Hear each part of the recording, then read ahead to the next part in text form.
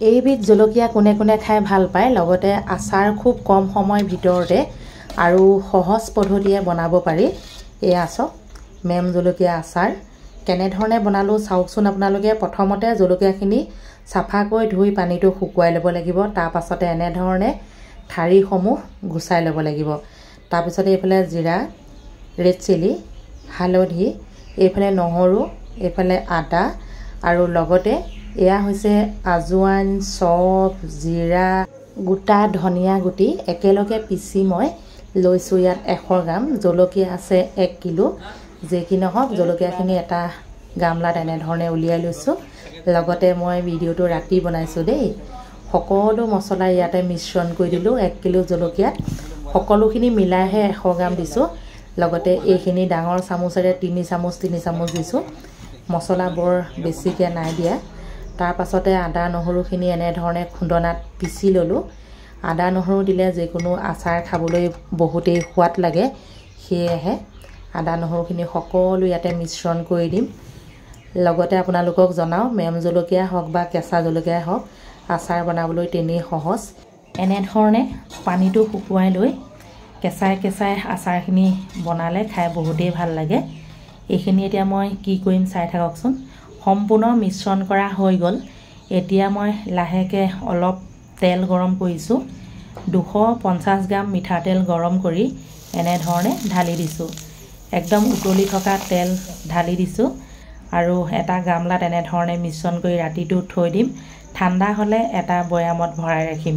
চিচাৰৰ বৈয়ামত যদি ভৰাই ৰাখে সঁচাকৈ বহু দিনলৈ সংৰক্ষণ কৰিব পাৰিব। ইতিমধ্যে ঢেৰ আচাৰ সংৰক্ষণ কৰি ৰাখিছোঁৱে মই, আপোনালোকে আগৰ ভিডিঅ'সমূহত দেখিয়ে আছে। আজি খুব সহজ পদ্ধতিৰে আপোনালোকক দেখুৱালোঁ মেম জলকীয়া আচাৰ। আমাৰ এইফালে মেম জলকীয়া বুলি কয় আৰু কিছুমানে ধৰক সৰু জলকীয়া বুলি কয়, কিন্তু মেম জলকীয়া বুলি ক'লেহে আমাৰ এইফালে সকলোৱে চিনি পায়। আনফালে এয়া পৰুৱাটো ৰেডি কৰি আছোঁ ভাজিবলৈ। এয়া এটা কেৰাহী পাতি লৈছোঁ, সেইটো আকৌ মই মাংস বনাব লৈছোঁ দেই, মুৰ্গী মাংস। বেছি নহয় 250 গ্ৰাম মাংস। এয়া ধুই পখালি লৈ বনাই আছোঁ। অকণ কেমেৰাত বন্দী কৰি আপোনালোকক দেখুৱাইছোঁ আৰু এই ভিডিঅ'টোৰ মাজতে। লগতে মুৰ্গী মাংস আপোনালোকে এনেধৰণে খাই ভাল পায়নে বাৰু? সেয়া চাওক মাংস যিমান আছে সিমানেই পিঁয়াজ দিছোঁ, মানে 250 গ্ৰাম পিঁয়াজ, 250 গ্ৰাম মাংস। এয়া ধুনীয়াকৈ ভাজি আছোঁ। নিমখ হালধি জোখমতে দি দিম। লগত অলপ আদা নহৰু দিম। বিশেষ মছলা মই একো ব্যৱহাৰ নকৰোঁ, সেইটো জানেই। এইফালে আকৌ ধোৱা মগু দালি বইল কৰি আছোঁ। লগতে বিলাহী দিছোঁ আৰু আদা নহৰু পিচি দিছোঁ।